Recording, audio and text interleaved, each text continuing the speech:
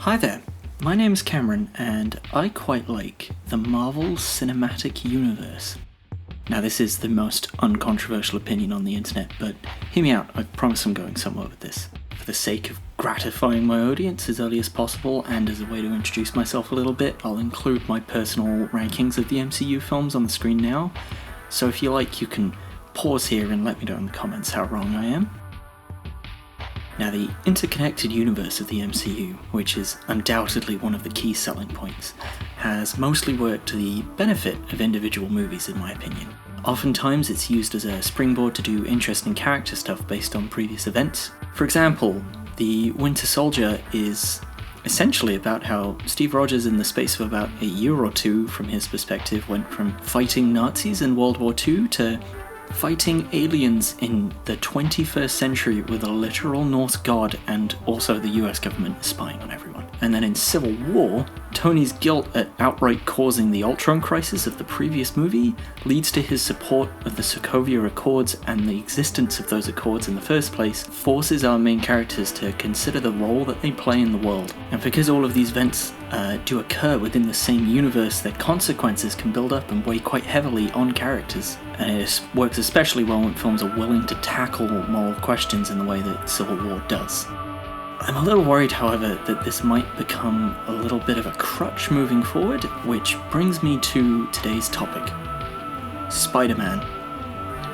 Or rather, Tony Stark's looming shadow over the MCU's Spider-Man. Now, there is no larger part of the MCU puzzle than Tony Stark. He appears in almost half of the movies so far, including 3 solo outings, all 4 Avengers, 3 solo outings, all 4 Avengers adventures, appearances alongside Captain America and Spider-Man, and even a post-credit scene for the Incredible Hulk film that no one wants to talk about. Not only is he around a great deal, but his actions have a huge impact on the wider MCU. There is kind of a dark side to Stark's legacy in the MCU. And he literally started this series as an arms dealer who was cool with being called the Merchant of Death, so I don't think that's a controversial thing to say. But even as Tony has evolved over the films and sort of become a hero by the end of his character arc, his demons never really go away. For almost every on-screen appearance of Iron Man, there's an on-screen appearance of a villain created by Tony Stark's legacy. I'd wager he's directly responsible for the villains in Iron Man 2 and 3. He literally built the villain in Avengers 2. He kind of is an antagonist in Civil War, but that's a bit dicey. The Russos don't quite want to commit to that. And him being a billionaire asshole is why the villains in Homecoming and Far From Home exist. And it's those Spider-Man villains that I want to talk about mostly today. I think Tony Stark's legacy adds an interesting dimension to Homecoming, but the way that that same legacy is handled in Far From Home makes me a little bit concerned about how the MCU is going to deal with its own past moving forward. I think we should start by talking about why I think Tony Stark works in Homecoming, or at least works better. As a refresher, or for those of you who haven't seen Homecoming, which, by the way, spoilers for most of the MCU, the Vulture exists in the Marvel Cinematic Universe because after the events of Avengers 1, Tony Stark and Damage Control screwed Toomes over and took over his job in cleaning up the city. In response, Toomes stole some of the alien tech that he was cleaning up and used it as a springboard to become a high-end black market weapons dealer. Now, I think most of us can agree on 2 points here. Number 1, this is kind of a dick move on Tony's part. Number 2, Tony dicking Toomes over doesn't make his response morally justified. I shouldn't have to say that, but I have seen a few Vulture apologists out there, and I'd like to remind those people that he's completely willing to kill a 15-year-old child over his illicit black market weapons trade. Toomes is a bad guy, out and out, but my point about why the Stark connection works in Homecoming is that it doesn't get in the way of it being a Spider-Man movie, and it doesn't dodge the sort of morally grey question of Tony's actions here. As to the first point, Toomes getting screwed over by Stark is an origin story. It explains how he becomes the Vulture, but his motives are still support his family. Peter encounters him organically through general friendly neighborhood Spider-Man activities, and the Iron Man connection doesn't weigh too heavily on the plot. and in fact actually makes some quite good plot points. Now, I like that our knowledge of Stark's murky past kind of adds some dramatic irony to Peter's longing for Tony's approval. It's like Tony says himself, I just wanted to be like you. And I wanted you to be better. And this is honestly the scene that makes me more charitable to Homecoming. Tony outright acknowledges that he's not that great, and that the world doesn't need a new Iron Man, it needs something new. I like to think that when at the end of the movie Peter turns down becoming a full-on Avenger, that one of the things that runs through his mind is, why didn't you tell me sooner that you were listening to my calls? And why didn't you tell me sooner that you called the FBI on the Vulture? You know, Tony being around and acting in that way kind of helps with the contrast between Peter wanting Tony's approval and our knowledge that Tony isn't as great as Peter thinks he is. Now, I don't think the film wants you to think too hard about that. At times it seems almost accidental, but it's the closest any of these films have gotten to criticizing Tony since Age of Ultron, so I'll take it. Overall, I think the movie works well, even if it could have challenged Tony and our perception of him a little bit more. And it's exactly on these fronts that I feel Far From Home fails in comparison. At times it feels like an Iron Man movie in denial, and any points that I charitably gave to Homecoming for not ignoring Stark's missteps can't be given to the Far From Home. Like Toombs, Quentin Beck is a man scorned by Tony Stark's past actions. However, the retcon that they use to explain this origin story in Far From Home is obtrusive, it adds very little to the narrative, and it raises some morally grey questions about Tony Stark that the film just refuses to have a serious conversation about. Now, it makes sense to me that Tony would try and monopolize the cleanup of the fancy alien tech. He does own a tech company after all, and that stuff is wildly dangerous. But the Beck twist is odd. It's not a narrative or logical gap that needed to be filled. Now, this decision goes out of its way to add more red to Tony Stark's ledger, to paraphrase our dear fallen Natasha.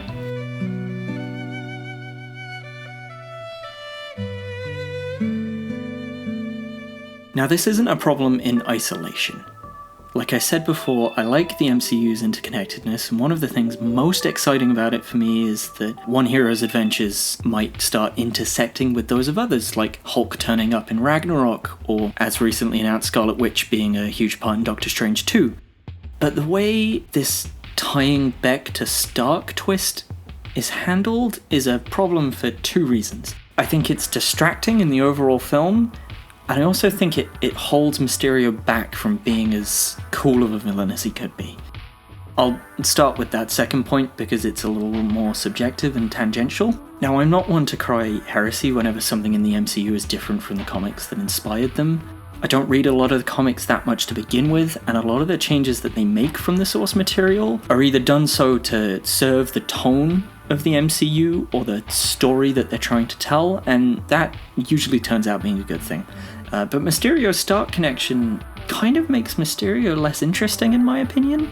Mysterio in the comic books is a special effects artist, an illusionist and hypnotist, a stunt double with hand-to-hand combat experience, an amateur chemist, and an amateur roboticist. On top of that, his suit can fire smokescreens and noxious chemicals, it houses a projector for his visual effects on the suit, and there are coiled springs in his heels so that he can leap around and cling to surfaces. Please don't ask me quite how that works. Now, compare that to the Mysterio that we meet in the MCU. What are his powers?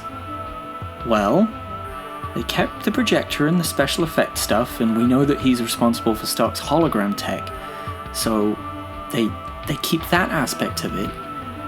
But everything else got replaced by an army of drones that he had to steal from Tony Stark and then steal control of from Peter. And he also has a team that maintains his holograms and feeds information through his helmet. That's it. Not even the suit is real, and the smoke that used to be a deliberate distraction is just there to kind of look cool in some of the illusion sequences. I found it kind of upsetting. I don't feel like a fanboy who didn't get what he ordered, I just think that this version of Mysterio is less interesting than what they could have done. To me, he's a cool villain because he's so atypical, And in terms of his motivations and actions, he still is. I mean, trying to fake his way into being the newest Avenger and then framing Spider-Man for the ways in which that goes wrong is some classic Mysterio bullshit that I'm all here for. And the spider sense stuff in Far From Home is super cool, and the illusion sequences are some of the best stuff visually that the MCU has ever done, but even within the reality of the film, it's just CGI. It's just computerized drones projecting an image, and I can't help but feel a little disheartened knowing that that's all it is, especially since when the illusion breaks it's just Spider-Man fighting drones through a corridor. Although I have to commend John Watts for making hordes of drones that all look the same more creative and compelling than Iron Man 2 and Age of Ultron managed. And those drones still make the illusions a credible threat, but I can't shake the feeling that something's missing. There is a reason a magician never reveals his secrets, and I definitely feel like some of the magic is lost knowing Beck's secret. And it's especially frustrating because there are other avenues of the established MCU they could have drawn on to make it more interesting. Like, what if Beck had tried to become a sorcerer and he had some, like, low-level Doctor Strange kind of powers, and his illusions were able to kind of tamper with the physical space that you were in? The direction that they took with Mysterio is clearly a motivated decision, and as much as I don't enjoy it, I can understand why it happened. It would make sense that the film directly after Stark's death, and is also about the kid that looked up to Stark as a father figure, would deal with the man's legacy. And similarly, the idea that a villain would want to control that ludicrously powerful tech that Stark left behind is a totally logical direction to take a villain in a story, especially because, as Jack Saint's video quite rightly points out, it is really messed up that Tony Stark had a privately owned national defense and surveillance grid that he gives control of to a child. Beck is curiously the only person who calls Tony out for this, and it is very weird. You know, in The Winter Soldier, when Nick Fury and S.H.I.E.L.D. wanted to have a system like that, Steve Rogers burned the whole fucking thing to the ground. And this brings me back to the topic of Mysterio's motives, because the fact that this technology exists in the first place means that it makes complete narrative sense that a villain would want to seize that tech and use it to their advantage. And the classic Mysterio twist that he's, instead of using it to just kill everyone he doesn't like, is using it to frame himself as the new Avenger, is a nice little twist on the norm. But it's Beck's personal ties to Stark that I think drag the whole thing down. You know, the addition of actually Tony Stark stole tech from Mysterio, and this is also kind of a posthumous vengeance plan, to that motivation is technically fine, but what does it add? Well, nothing really. If you take that part out of the film, that is the only part of the film that really needs to change.